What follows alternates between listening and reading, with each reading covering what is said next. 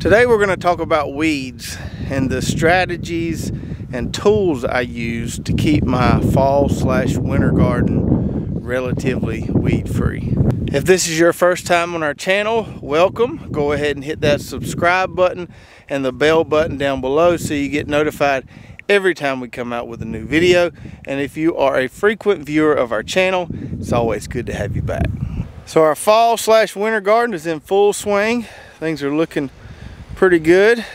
We had our first frost this morning actually. Not much of one, but it got down to 32 degrees. A little bit of frost on the grass.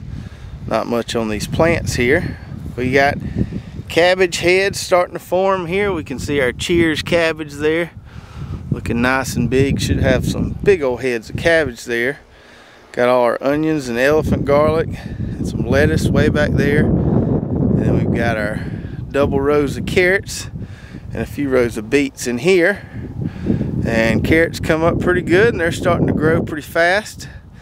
And so today we want to talk about how we keep weeds out of here, especially with these carrots. Carrots grow slower than most things, so you have to be on top of it to make sure weeds just don't swallow up those little carrot plants. So we want to talk about what tools we use, what strategies we use, and with what kind of frequency we get in here and weed to make sure our plants can thrive in this soil. If you've been watching our channel for a while, you probably heard me say this before, but I always tell people that are struggling with their weed pressure, weeding is a preventative practice. It's not a reactive one. So we want to preventively cultivate lightly, just the first couple inches of the soil there, to prevent weeds and kill really tiny ones that we can't see. We don't want to let our weeds get really big because they'll go to seed and they're a lot harder to kill. So we don't want to be reactive with our weeding where we're like, oh goodness, we go outside to the garden one day and weeds have taken over the garden and now we need to do something. We want to be proactive with it and lightly cultivate on a regular basis so the weeds never really become a problem. So if we stand back and look on this carrot plot, it looks pretty clean. But if we get in here and look real close, we can see we've got some tiny little weeds in there that we need to get rid of.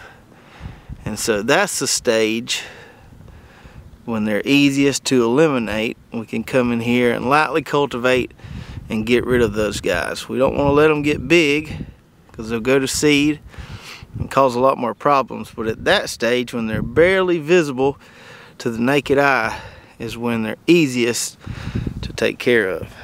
So I've got 3 tools that I'm going to show you today that are my go-to tools for weeding my fall and winter garden. Now these are not the only tools I use, but these 3 I use with much more frequency this time of year than the other tools in my tool shed. And I believe if you got these 3 tools, you can pretty much take care of all the weeds in your garden, and it doesn't take long, just 10 or 15 minutes a couple times a week to get out there, and you can keep your weed pressure at a very, very low level.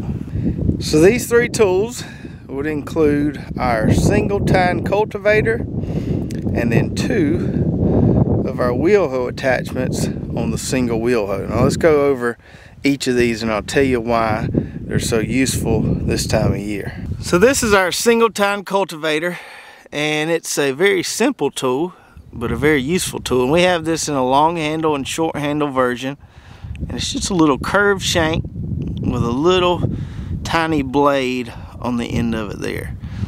And you can use that blade to chip away and break up soil, but I use it a little differently. I use this part of the shank right here to kind of just skim along the soil surface and remove any of those thread-like weeds.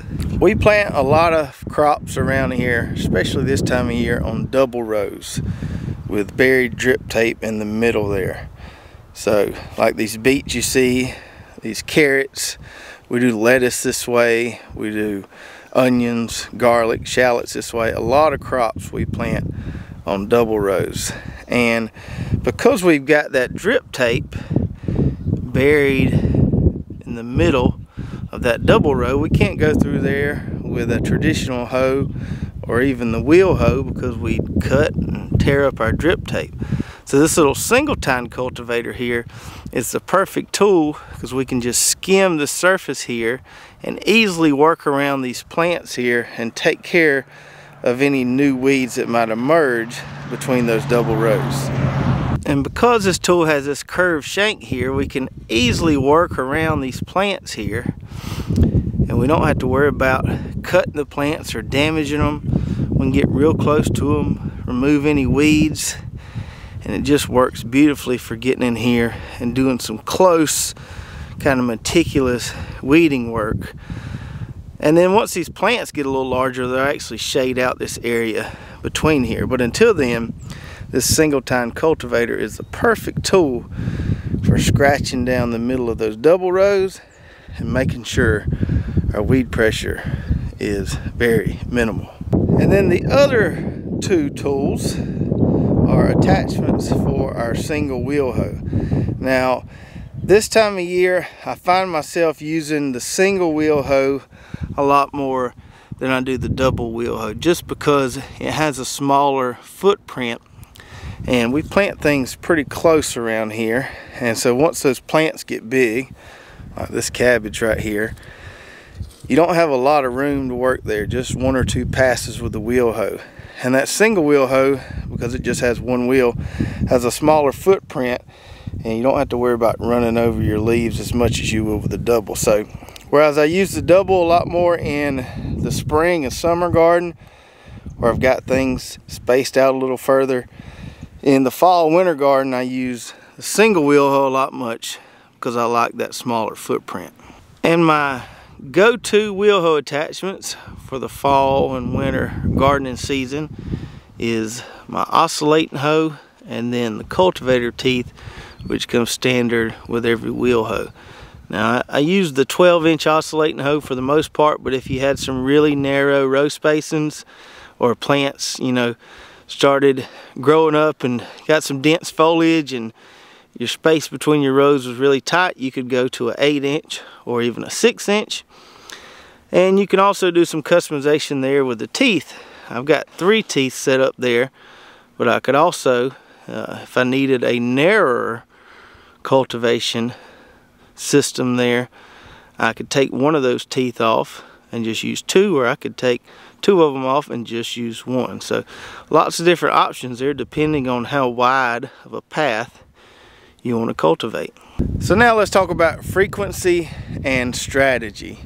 And remember here, we're talking about light cultivation. So just that first couple inches of soil just to uproot those tiny weeds, flip them over so they don't grow anymore, and to get those really tiny thread-like weeds we can't even see, to kill those as well. Now typically I like to perform this light cultivation this time of year at least once every 2 weeks, so twice a month.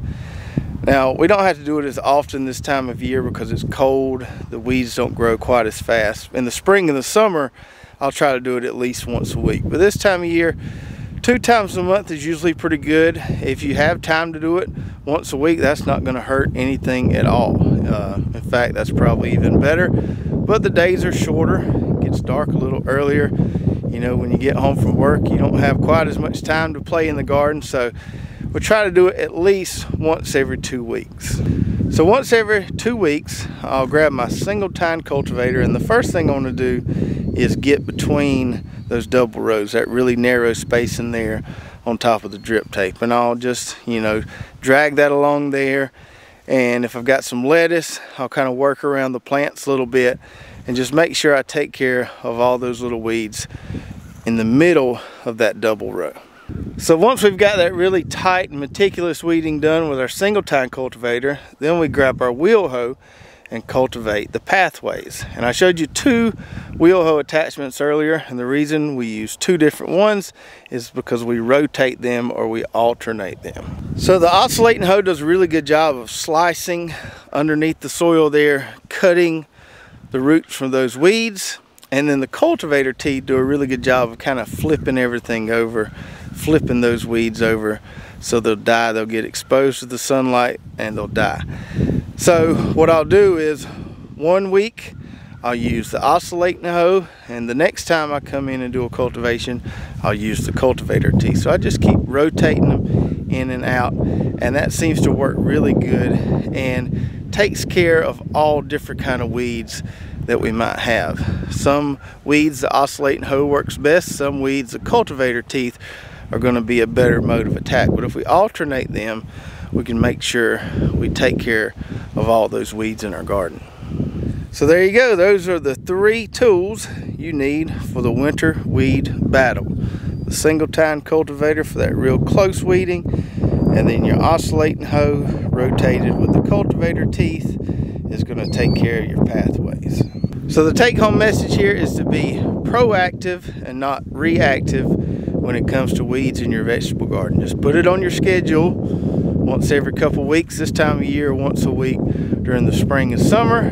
Get out there, lightly cultivate your garden, and your weed pressure will be very minimal, and your garden plants will thrive as a result. Look at it just like doing laundry, although this is a lot more enjoyable than doing laundry. But it's just one of those things you just need to do on a regular basis to keep your weed pressure down. And all of these tools we use to do this are really, really easy to use for all ages, male or female. That Wheel Hoe is pretty much effortless to push, and that single tine cultivator is really light and really easy to maneuver around those plants. I'll put some links below to all the tools we talked about in today's video, so you can go check those out. If you enjoyed this video, give us a big like, give us a big thumbs up, give us a big share, and we'll see you guys next time.